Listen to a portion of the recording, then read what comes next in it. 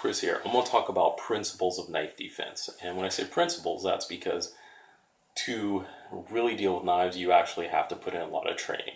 It's not something that just like, hey, I can give you a 3-minute video. It doesn't work like that. But I can tell you whatever you're training or whatever you look into training, here are some things you should look for.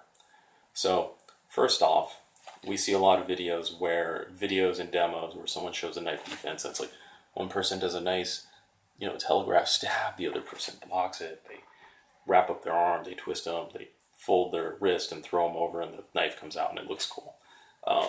And a lot of people have pointed out this is not how knife attacks really work. This is true. This is the most basic level of learning something. And it's like, say, if you see someone holding a target mitt for a boxer, they just hold it still and the boxer just hits it. It's a still target. Yes, you can hit a still target. That is not what really happens in a fight, but that's really good to know because that's what allows you to develop the skills you need to do when things get tougher. Because, you go from a focus mitt that stays still to one that starts moving, and to like having to duck when the return attacks are coming in. That is what you do. You ramp up the difficulty until someone has a realistic skill. Same sense here. This may teach you some basics if you happen to get lucky enough to get their arm fully extended. Is not what's going to keep you alive for the entire thing, because people usually don't go that far out. So, principles. Principle 1. Whatever the most common street attacks are the things you should probably train to deal with. That, or a nice low stance type stab doesn't really happen. You've got 3 things. Slashers. The wild slashers are angry and ramped up and they're charging you while they slash. You do get the advantage of being able to have a lot of space that you could stop the attack at, but because they're charging you, they usually barrel you over, and once they knock you over, they continue slashing. So, for those folks, there's a couple things. Try to get something between you and the attacker. I say this a lot, and this is one of the big reasons, is you got a mailbox between you or a chair or something, so they can't just straight rush you. If they have to go around something, it breaks their momentum a little bit, and that helps. Second, you have to train for dealing both with, like I said, the blade and dealing with their oncoming mass, which means either you have to be able to get stable enough to counter it, or you got to be able to be just off to the side so that they don't take you down as they're just trying to push through. So that's for slashers. There's the prison stabbers, and that's the most dangerous in my opinion. It's coming blade first.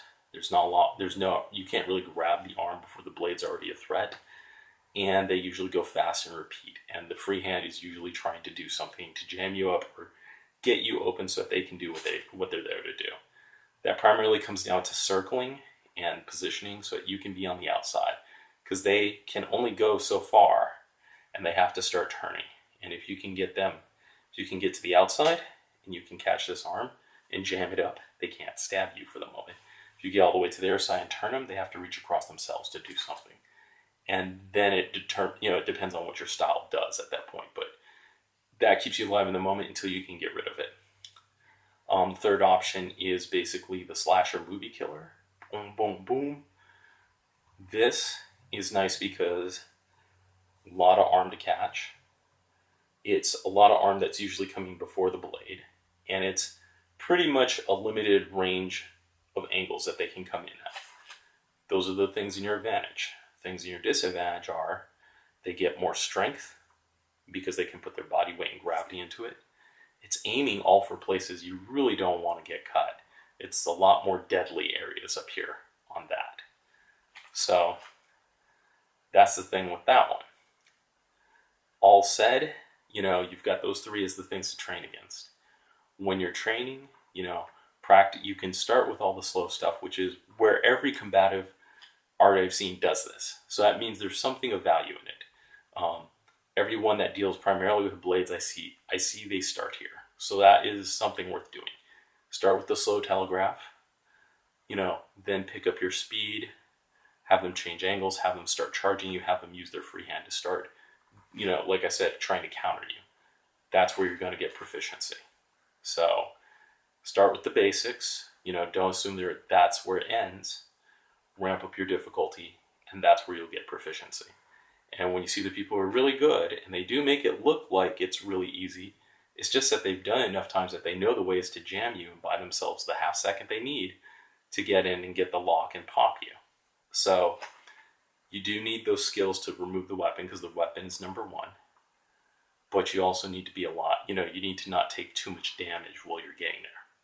So that's knife defense in the basics.